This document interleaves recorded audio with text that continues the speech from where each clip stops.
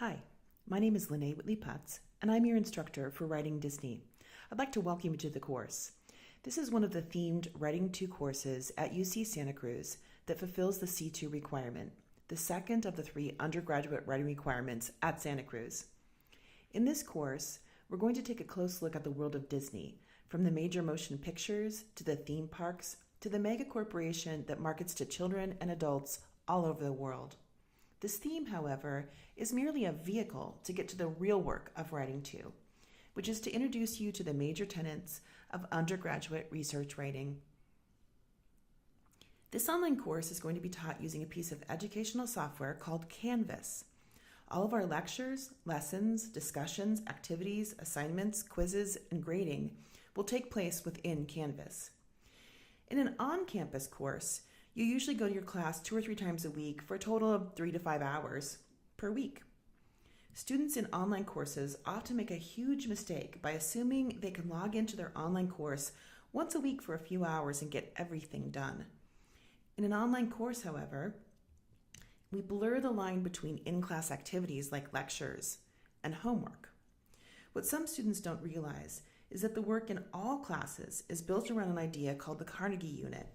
The idea that all work in a course, from lectures and assignments to research, reading, homework, and tests, should add up to about 3 to 5 hours per unit per week.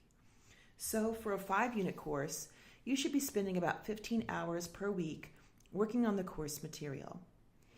In an online course, this does mean you could do 1 or 2 mega days of studying per week, but studies on online student success suggest that most successful online students work a little bit each day. To help you think through your study schedule for this class, let's take a quick tour of the course to help you better understand where you may want to spend your time. Canvas divides the course into something called modules. In this course, each module contains 1 unit. There are 6 modules: an introductory orientation unit, 4 content units, and our final. Within each module are a collection of resources, such as short video lectures, lessons, films, discussions, and assignments. At the beginning of each module is a unit overview that explains the objectives of the unit, identifies the required readings, and provides a to-do list that gives a brief description of the work we'll do in that unit. This to-do list is an important tool for ensuring you are staying on track in the course. The units will follow a similar pattern. At the beginning of the unit, we'll explore material related to the Disney theme, and in the second half of the unit, we'll focus more on material related to writing. Lessons are a major part of each unit. There is 1 lesson focusing on the theme and 1 lesson focusing on writing concepts within each. So these are important places for learning the content of the course. In addition, embedded in each lesson are a series of questions to help you learn the vocabulary and central ideas.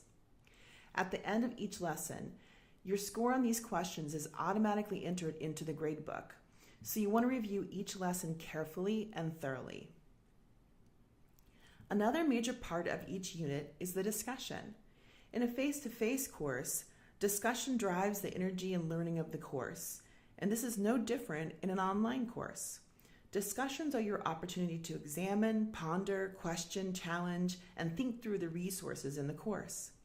Discussions are valuable places for interaction between students, and they are valuable practice as well. In the discussions, you can float ideas you might be thinking about writing about and get feedback from your peers. Moreover, you can read the ideas posted by your peers, which may spark an idea of your own. We'll be engaging in 2 types of discussions in this course. The first addresses the ideas we're learning about Disney. These discussions are driven by the theme of the course and are designed to enhance interaction between you and your peers. You're required to post to this discussion early in each unit and to respond to your peers as well. In the second half of the unit, the discussion will focus on questions that arise when you're applying the writing concepts we are learning about in the unit.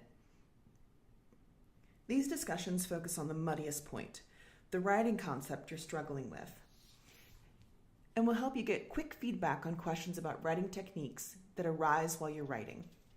Each unit ends with a writing assignment, or at least the draft of one. Part of the drafting process is peer review. For students, it may often seem like writing is a solitary act done late at night. In actuality, at its core, writing is about the relationship between the writer and the reader. In this course, your peers act as your first readers, providing valuable feedback about your ideas about Disney and the efficacy of your writing. Canvas automatically assigns peer reviews for you to do right after the submission deadline for an assignment. So if you have a draft due on Saturday at 11:55 p.m., at midnight, Canvas will assign you 2 peer reviews to complete. If you don't turn in a draft on time, you won't be assigned a peer review. It's important to note that you get points for completing drafts and for completing peer reviews. So if you don't turn in a first draft, you'll miss out not only on the points for the draft, but also on earning points for completing peer reviews for other students in the class. And of course, you'll miss out on the advice from your peers. In other words, don't be late on your drafts. They're important and they're graded. Speaking of grades, I want you to know exactly what criteria will be used to grade your work. So for each graded element in the course, I provide a grading rubric. Be sure to review the grading rubric carefully so you know and understand what you're being asked to do and what you're going to be graded on. Our course concludes with a final portfolio. The course is based on the belief that good writing takes time to develop and that our ideas change over time as we continue studying a topic. Portfolio assessment is based on the idea then that your final grade should be determined by what you can do after completing the course. Rather than grading your work in week 1, week 3, week 5, you get the picture. Portfolio assessment grades your work at the culmination of the course. This doesn't mean that 100% of your grade is based on the portfolio. Along the way, you'll accumulate grades for discussions, lessons, drafts, peer reviews, and conferencing. So now you know the different components you'll see in each unit, but how do you access each? Canvas makes it easy. First, when you log in, a great place to start is the home page. This page is updated at the beginning of each unit and will contain a handy list of links to help you navigate the unit. The modules are carefully designed to walk you through the unit in order. Start from the unit overview and work your way through the unit by clicking on the Next button. At times, however, you may be logging in for a specific reason. For instance, to check in on a discussion or submit an assignment. In that case, you can use the navigation pane in Canvas to move about sections of the course.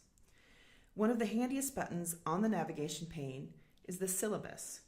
This page contains not only links to all of the syllabus topics, but also has a comprehensive list of due dates. The navigation pane has other handy buttons. To see the module index, click on Modules.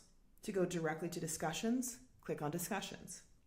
The most current discussions will be pinned to the top of the page. You can explore the navigation options after this orientation video, but I do want to point out 3 more important buttons on this pane. The first button is a link to McHenry Library, an important resource for a research writing class. If you're a UC Santa Cruz student, you can access the research database via this link. If you are not a UC Santa Cruz student, you will need to access the library on your home campus. The second button is a link to the online writing lab at Purdue, which is one of the oldest and most comprehensive online resources for college writers.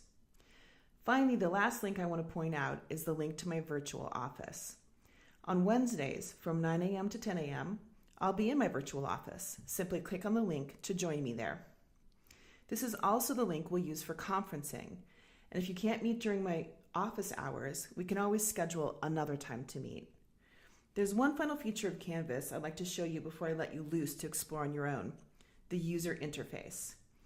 Here's where you can log out of Canvas, update your profile and your preferences, send Canvas mail to me or your peers, and get help with Canvas. Okay, you've reached the end of this orientation tour, but there is still plenty to do and get ready for this course.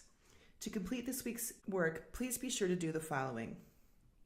Carefully and thoroughly review all of the orientation module. Attend the virtual orientation on Thursday, January 7th at 5 p.m. Post an introduction to the discussion and reply to at least 2 of your peers, and submit your initial self-assessment. I look forward to working with you. Have a great day.